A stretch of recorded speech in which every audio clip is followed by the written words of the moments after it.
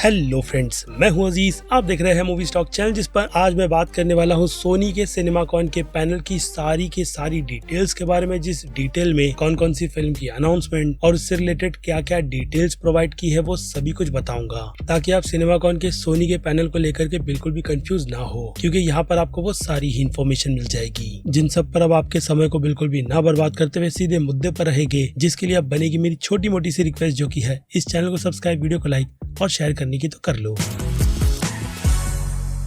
खैर, तो शुरुआत ही की जाए सबसे पहले अपडेट की, तो इस अपडेट में सिनेमाकॉन के उस इवेंट में 28 इयर्स लेटर फिल्म से अपडेट दिए गए, या फिर कहूँ सीधे उस आने वाली फिल्म के लुक को रिवील किया गया, वो भी ब्रांड न्यू सीन्स के साथ, जिन्हें देख करके कहा यही जा रहा है कि ये फिल्म सच में बहुत ज्यादा अच्छी होगी, जो कि काफी साल बाद भी आ रही है। लेकिन हाँ, इस फिल्म के यूनिवर्स में किलियन मर्फी के कैरेक्टर के रिटर्न की डायरेक्टर ने ऑफिशियल कंफर्मेशन भी दे दी है, जिसके लिए उन्हें बस थोड़ा वेट करना होगा। और ऊपर से इस फिल्म के यूनिवर्स में जो स्पिन ऑफ बोन टेम्पल नाम का बन रहा है, या फिर कहूँ ऑलमोस्ट बन ही चुका है, तो वो भी नेक्स्ट ईयर 6 जनवरी को रिलीज कर दिया जाएगा, जिसे डायरेक्ट करने की जिम्मेदारी नीना डकोस्टा को दी गई थी। यानी इस यूनिवर्स को लेकर स्टूडियो पूरी तरीके से कॉन्फिडेंट के लेवल से भरा हुआ है, जो कि डेफिनेटली होना भी चाहिए। जिसके बाद अगली अपडेट में बिहाइंड द सीन की फुटेजेस को शो किया गया, जहां पर जैक ब्लैक और पॉल रूड हर बार की तरह अपनी एनाकोंडा फिल्म को प्रमोट कर रहे थे, जो कि डेफिनेटली कास्टिंग की डिटेल से रिलेटेड ही होगी, जिन दोनों ही क्लिप को हमने ऑलरेडी यूट्यूब पर देख रखा है। लेकिन इससे हटकर इस फिल्म की कहानी तो दो दोस्तों पर फोकस करती है, जो पुरानी एनाकोंडा फिल्म के बहुत बड़े फैन है, और वो चाहते हैं कि वो उन चीजों को रिक्रिएट कर एक फ्रेश टेक के साथ फिल्म बनाए। और उसके बाद वो केओस और फिल्म का टोन किस तरीके का होगा, वो तो इसके फर्स्ट लुक के आने के बाद ही पता चलेगा, जो फिल्म बाय द वे इसी साल 25 दिसंबर को रिलीज की जाएगी, जिसके इस तरीके के नए टेक को मैं तो देखना चाहूंगा। और फिर इसके बाद टाइका वाइटिटी की डायरेक्ट की गई फिल्म क्लारा एंड द सन की भी अपडेट मिल गई, जिस फिल्म में हम जेना ओर्टेगा को लीड में देखने वाले हैं, जो कि बाय द वे एक नॉवेल की भी अडेप्टेशन है, जिस नॉवेल की कहानी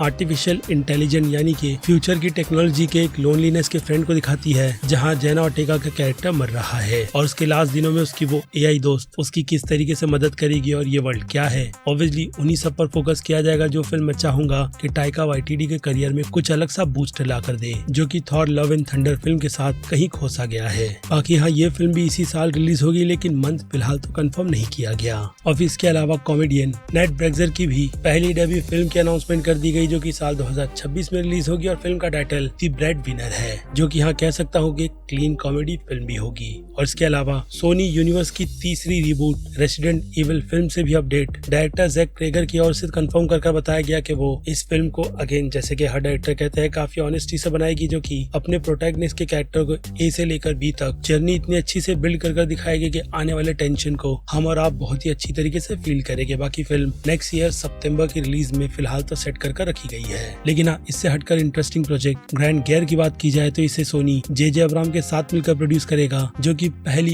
English film director Takeshi Yamazaki की होगी, जिन्होंने इसके पहले -1 जैसी बहुत ही अमेजिंग सी गॉडजिला की फिल्म बनाई है। यानी गॉडजिला के सीक्वल को फिलहाल तो थोड़ा वेट करना होगा, जिससे पहले उनका ये प्रोजेक्ट निकल कर आएगा। और फिर इससे हटकर एनिमे चेनसो मैन के फर्स्ट पोस्टर के साथ 29 अक्टूबर की रिलीज डेट को कंफर्म कर दिया गया, जिस फिल्म के टीजर से उम्मीदें तो बहुत ज्यादा बढ़ चुकी है। जिसके बाद जेल्डा फिल्म की ऑफिशियल रिलीज डेट को इसके फर्स्ट लुक पोस्टर के साथ रिवील किया गया, जिसे देख करके अब मैं क्या कहूँ, क्योंकि रिलीज डेट आपको भी स्क्रीन पर साल 2027 मार्च 26 की नजर आ रही होगी। लेकिन मैं जानता हूँ कि इस फिल्म को बनाने के लिए अच्छा नहीं बल्कि बहुत ही अच्छा खासा टाइम लगता है, जिसे डायरेक्ट करने की जिम्मेदारी, अगर आपको याद नहीं तो बता दूं, वेस्ट बॉल को दी गई है, जिन्होंने इसके पहले प्लैनेट्स ऑफ द एप के यूनिवर्स को फिर से सॉफ्ट रिबूट के नाम से रिवाइव किया है। लेकिन कास्टिंग की लिस्ट में मैं नाम टॉम हॉलैंड का देखना नहीं चाहूंगा, और ना ही हंटर शेफर का, जिस लेगेसी को मूवी गोअर्स के साथ साथ फैंस के लिए अच्छी तरीके से प्रेजेंट करने की जिम्मेदारी सोनी वालों ने ली है, तो उस पर इस तरीके की बकचोदी कर वो कहते हैं ना, उड़ता तीर लेने की जरूरत है नहीं।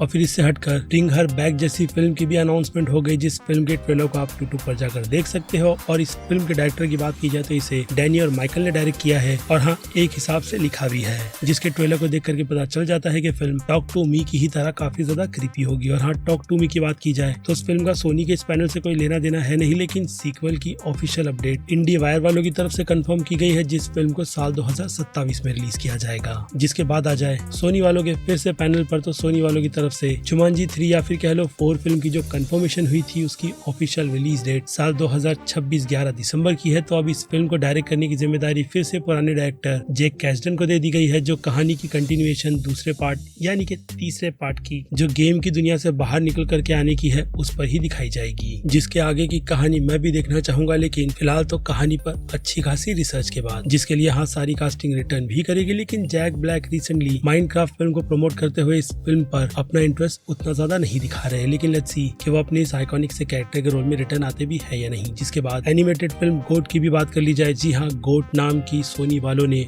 अच्छे खासे पैसे खर्च कर एक एनिमेटेड फिल्म बनाई है, जो कि एनिमेशन स्टाइल में स्पाइडरवर्स जैसे अलग अलग स्टाइल को फोकस कर कुछ अलग दिखाने की कोशिश करने वाली है, वो भी अपनी नई कहानी के टेक के साथ, जिस कहानी के पोस्टर को ही देख करके पता चल जाता है कि बास्केटबॉल पर रहेगी, जिसमें फिलहाल तो आई एम नॉट इंटरेस्टेड। बाकी फिल्म 13 फेब साल 2026 में रिलीज की जाने वाली है, जिस पर शायद से सोनी वालों को बहुत ज्यादा बिलीव है। बाकी कराटे किड लेजेंड को लेकर के भी नए ट्रेलर और कुछ फिल्म से रिलेटेड डिटेल निकाल करके हमारे सामने रख दी गई, जिस पर मैं फिलहाल तो अभी ज्यादा बात नहीं करना चाहूंगा, क्योंकि फिल्म इसी महीने थिएटर रिलीज होने वाली है। जिसका हाँ कह सकता हूँ ट्रेलर और प्रेजेंटेशन बहुत ही ज्यादा ऑन स्टेक पर कुछ अच्छा ही दिखा रही है। जिसके बाद I know what you did in the last summer को फिर से रिवाइव करने की कोशिश, जो आपको फर्स्ट लुक पोस्टर के माध्यम से नजर आ रही है, इस साल 18 जुलाई की है, जो कि अपने पुराने सारे ही कैरेक्टर को फिर से रिटर्न ला करके इस कहानी के आर्क में शायद से हो सकता है कि पहले पार्ट की अच्छी खासी प्रेरणा लेकर के कुछ अलग दिखाए, क्योंकि उसके बाद के पार्ट मैं ऑनेस्टली कहूंगा मुझे बिल्कुल भी पसंद नहीं है। लेकिन हाँ, इस फिल्म को मैंने अच्छी तरीके से फॉलो किया था, जो कि अपने टाइम की एक अच्छी फिल्म तो बॉक्स ऑफिस के नंबर से बनती ही है, लेकिन इस पर फिर से कहानी के माध्यम से जो कचरा हमें 2 बार प्रोवाइड किया गया था, तो उस पर फिर से प्राइम वालों ने अलग टेक देकर के जो सीरीज बनाई थी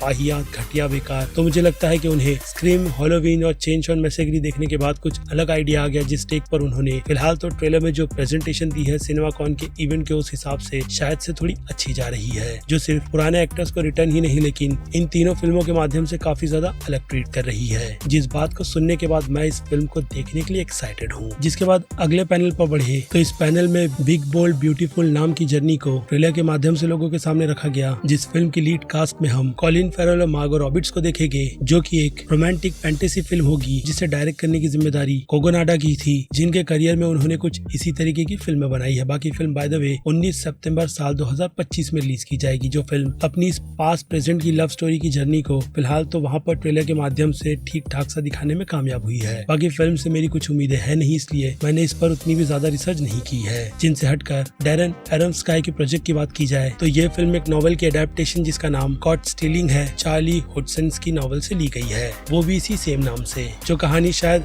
हैंक नाम के एक्स बास्केटबॉल प्लेयर पर फोकस करती है। और हाँ, फिल्म 90 के दशक में सेट है, जिस फिल्म के ट्रेलर को लेकर के बहुत ही ज्यादा तारीफें की गई है। बाकी फिल्म 29 अगस्त साल 2025 में रिलीज की जाएगी, जिसकी बाय द वे कास्टिंग भी शानदार है, जो कि आपको स्क्रीन पर नजर ही आ रही होगी। इसके अलावा जैसे कि मैंने कहा, इस प्रोजेक्ट की बहुत ही ज्यादा तारीफ की जा रही है, जो कि डायरेक्टर के नाम के चलते मैं कह सकता हूँ कि होनी बनती भी है, जिन्होंने अपने करियर में एक से एक फिल्में दी है। बाकी ये फिल्म एक क्राइम थ्रिलर होगी, अगेन हैंग नाम के कैरेक्टर पर फोकस करते हुए कि कैसे वो इस दलदल में फंसा जा रहा है, जिससे लाइफ सब कुछ करवा रही है। बाकी इन सब से हटकर मान सकता हूँ कि इंटरनेशनली बीटल्स की फिल्म की बहुत ही ज्यादा डिमांड होगी, जिसे ध्यान में रखकर जो पहले इसकी बायोपिक बनाई गई थी वो भी बहुत ज्यादा डिज्नी पर पॉपुलर हुई थी, जिसे कुछ अलग टेक के साथ शायद सोनी वाले लोगों के लिए प्रिपेयर करना चाहते थे, क्योंकि देखा जाए तो म्यूजिशियन पर बनाई गई जितनी भी डॉक्यूमेंट्रीज है वो आज की तारीख में अच्छे कंटेंट होने के बावजूद भी नहीं चल रही। एग्जांपल के तौर पर बेटरमैन फिल्म तो है ही, जो कुछ अलग ट्राई कर रही थी, लेकिन अनफॉर्चुनेट बॉक्स ऑफिस पर डिजास्टर साबित हुई। लेकिन इस केस में बीटल की बात की जाए तो आपको स्क्रीन पर चारों ही काफी टैलेंटेड एक्टर नजर आ रहे होंगे, जिन्हें किस किस रोल में कास्ट किया गया है वो आप इमेज के माध्यम से देख लेना, क्योंकि बीटल का मैं उतना बड़ा फैन नहीं हूँ। लेकिन अगर यहाँ पर डायरेक्टर की बात की जाए तो डायरेक्टर सैम मेंडिस है,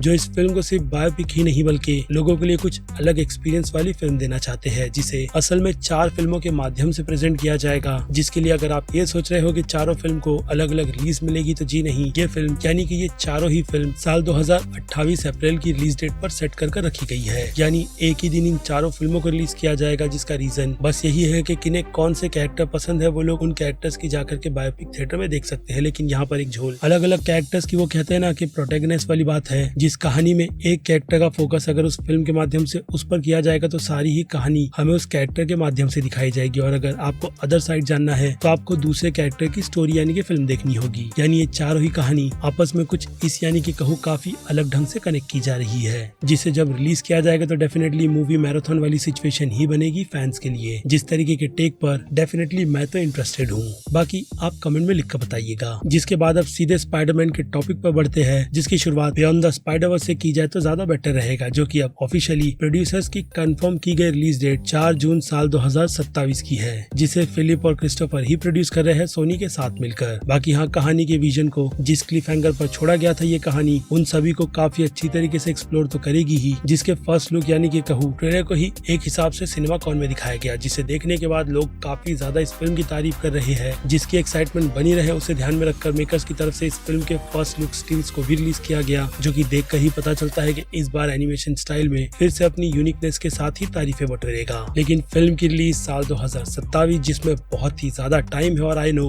कैसे काफी हैवी मटेरियल वाले एनिमेशन में जो अलग अलग स्टाइल यूज किया जाता है इसमें बहुत ज्यादा टाइम लगता है, जिसमें वो कहते हैं ना कि क्वालिटी से तो कॉम्प्रोमाइज बिल्कुल भी होना नहीं चाहिए, इसलिए इतना टाइम मुझे लगता है कि ठीक रहेगा। बाकी उस क्लिप की बात की जाए तो उस क्लिप में ग्वेन स्टेसी माइल्स के साथ बाइक पर बैठकर कहीं भाग रही है, क्योंकि उनके पीछे स्पॉट का कैरेक्टर लगा हुआ है, और इसके अलावा वो अब भी यूनिवर्स के लिए थ्रेड है, जो कि एक अलग यूनिवर्स में खुद के वर्जन से भिड़ने वाला है, जो कि असल मायने में उस यूनिवर्स में स्पाइडरमैन नहीं बल्कि पॉवलर का कैरेक्टर है। जिन सब से डील और वो सिचुएशन डेफिनेटली एक क्लिफ हैंगर तो है ही, जिस कहानी की कंटिन्यूएशन जैसे कि मैंने कहा हम सभी देखना चाहते हैं, इसलिए वेट तो बनता ही है। जिसके बाद आखिरी टॉपिक यानी कि स्पाइडरमैन 4 पर बढ़े तो इसे लेकर फिल्म के ही डायरेक्टर डस्टिन डैनियल ने कई सारी अपडेट दे दी, खास करके इस फिल्म के ऑफिशियल लोगो और टाइटल को रिवील कर जो कि अब आपको भी स्क्रीन पर नजर आ रहा होगा कि एक्चुअल में स्पाइडरमैन ब्रांड न्यू डे है, जो फिल्म हमें 31 जुलाई साल 2026 यानी कि नेक्स्ट ईयर देखने मिलेगी। लेकिन अगर इसके टाइटल पर नजर डाली जाए तो इस टाइटल को पहले ही फैंस की तरफ से कह सकता हूँ कि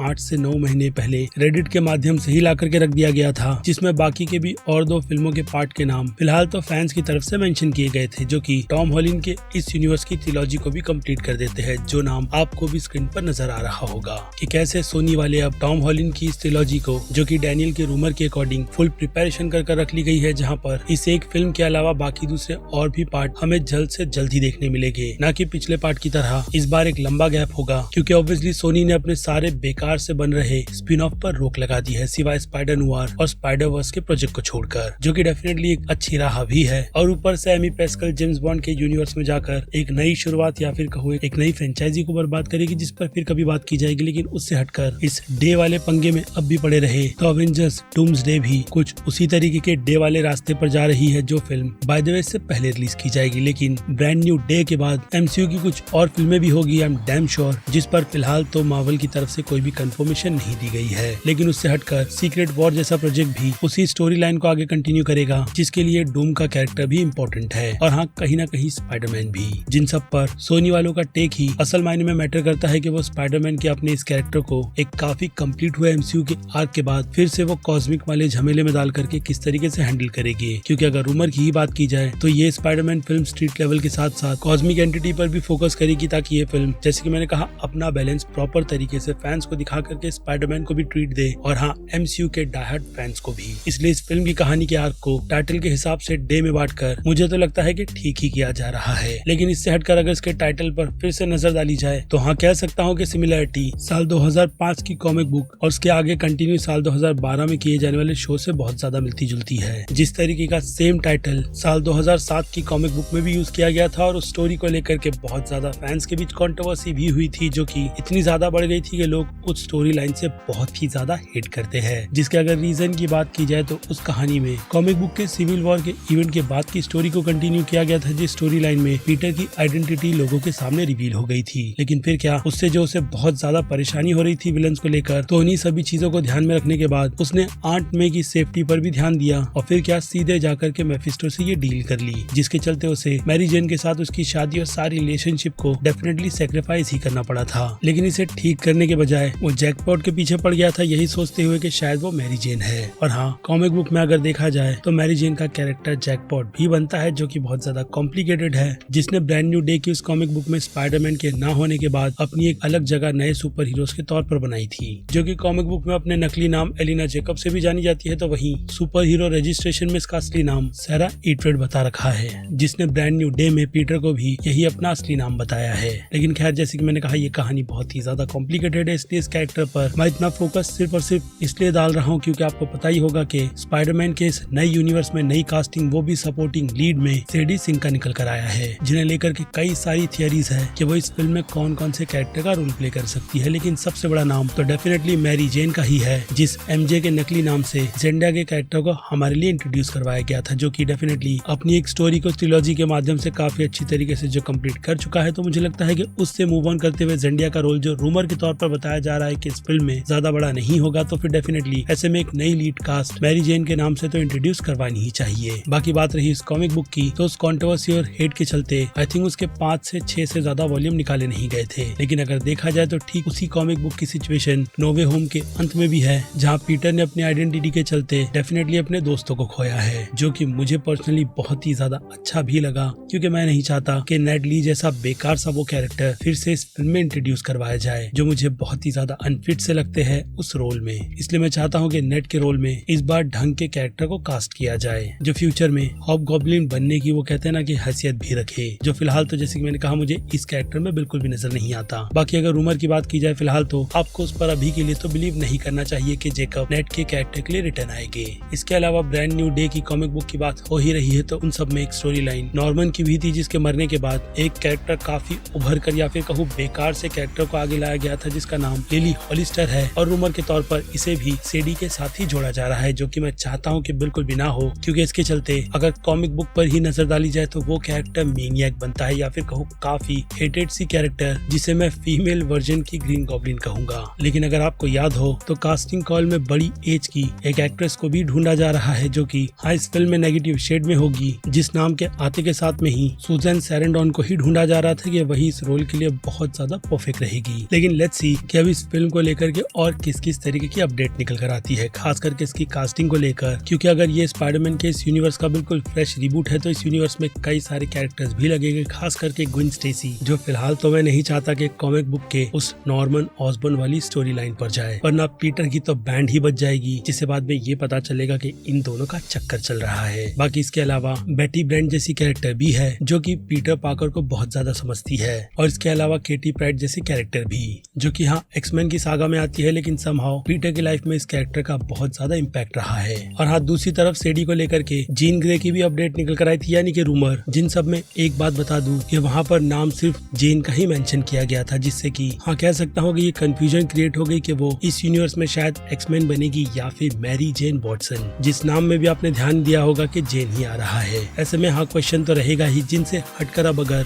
सिनेमाकॉन के इवेंट की बात की जाए तो वहाँ पर टॉम हॉलैंड नहीं, लेकिन उनकी एक वीडियो प्ले की गई थी, जो वो सीधे ओडिसी के सेट से फैंस को इस फिल्म के अपडेट के तौर पर दे रहे थे कि ये कहानी जिस क्लिफ हैंगर पर खत्म हुई थी वहीं से कंटिन्यू की जाएगी, जो कि अगेन उनके अकॉर्डिंग एक फ्रेश स्टार्ट रहेगी, जिसके लिए वो बहुत ज्यादा एक्साइटेड है। लेकिन इसके अलावा डायरेक्टर का अपडेट इस यूनिवर्स को समझते हुए जिस तरीके का था, उससे फैंस तो बहुत ही ज्यादा खुश हो गए थे, क्योंकि उन्होंने सीधे सीधे स्पाइडरमैन की स्विंगिंग और एक्शंस को लेकर के उनकी रिसर्च की अपडेट दी कि वो उस पर कुछ अलग नहीं बल्कि बहुत ही अलग टेक चाहते हैं, ताकि स्क्रीन पर ये चीजें स्पाइडरमैन के यूनिवर्स में बहुत ज्यादा अच्छी लगे, ऐसी जैसी पहले कभी भी दिखाई ना गई हो। और उसके लिए वो और उनकी पूरी टीम, जैसे कि मैंने कहा, अच्छी खासी रिसर्च कर रही है, इतनी कि वो स्पाइडरमैन के ही पूरे यूनिवर्स में पूरी तरीके से घुस चुके हैं, जिस कहानी को उन्होंने पहले इतना कभी भी एक्सप्लोर नहीं किया था। यानी यहाँ पर डेफिनेटली उनकी डेडिकेशन ही पता चलती है इस कैरेक्टर को लेकर, जिस तरीके की डेडिकेशन उन्होंने शेंग-ची में भी दिखाई है, और हाँ अपना काफी तड़कता भड़कता सा काम भी, इसलिए शायद से उन्हें कैंग डायनेस्टी जैसी फिल्म डायरेक्ट करने के लिए दी गई थी, जो कि अनफॉर्चुनेट फिलहाल तो अब उनके पास नहीं है। लेकिन खैर, ब्रांड न्यू डे भी मुझे लगता है कि उनके करियर और इस नए टेक को बहुत ही अच्छी तरीके से निखारेगी, जिस यूनिवर्स को एक नए डायरेक्टर, एक अच्छी सोच की जरूरत है, ताकि वो स्पाइडरमैन के कैरेक्टर को सिर्फ स्टोरी आर्क से ही नहीं बल्कि स्पाइडरमैन की असल पहचान से फैन से कनेक्ट करवाए। जिन सारी ही सिनेमाकॉन की सोनी के पैनल की डिटेल्स को लेकर अब आपकी क्या राय बनती है, वो आप मुझे कमेंट में लिख कर बताइएगा, क्योंकि अब फिर क्या, मेरी तरफ से तो वक्त बनता है इस वीडियो को यहीं पर दी एंड करने का। बाकी मैं हूँ अजीज, मूवी स्टॉक चैनल, जल्दी मिलते हैं ऐसे ही सिनेमाकॉन की डिटेल के साथ। Till then, bye.